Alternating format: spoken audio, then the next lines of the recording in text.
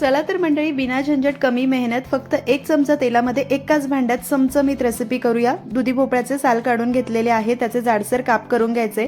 शेवगाच्या शेंगांचेही बोटभर लांबीचे काप करून त्यांचे साल काढून घेतले। एक कांदा उभा लांब पातळ चिरायचा, एक टोमॅटो बारीक चिरायचा। इथे तुरीची डाळ स्वच्छ धुवून घेतली, कुकरमध्ये काढायची। शेवगाच्या शेंगा अशा वेगळ्या वाटीत ठेवायच्या। डाळीमध्ये कांदा टोमॅटो दुधी घालायचा, हवं तर गाजर आणि वांग सुद्धा घालू शकतात। गरजेनुसार पाणी हळद मीठ घालायचं, थोडंसं मीठ शेंगांवरही घालायचं। वाटी अशी कडेला ठेवायची, कुकरचं झाकण लावून घ्यायचं। मोठ्या आचेवर 1 शिट्टी आणि मंद आचेवर 3 शिट्ट्या करून कुकरची वाफ जिरू द्यायची। मस्त असं शिजलंय, विस्कने छान मिक्स करून घ्यायचं।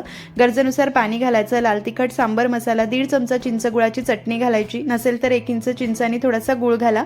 सांबरला उकळी येऊ द्यायची, मीठ घालायची, मंद आचेवर 5 मिनिटं सांबर उकळायचं। तेल गरम केलं, त्यामध्ये जिरे मोहरी लाल सुकी मिरची आणि कढीपत्त्याचा तडका सांबरवर घालायचा, कोथिंबीर घालायची, 2 मिनिटं उकळायचं। झटपट सांबर तयार झालं। डोसाची रेसिपी चॅनलवर आहे।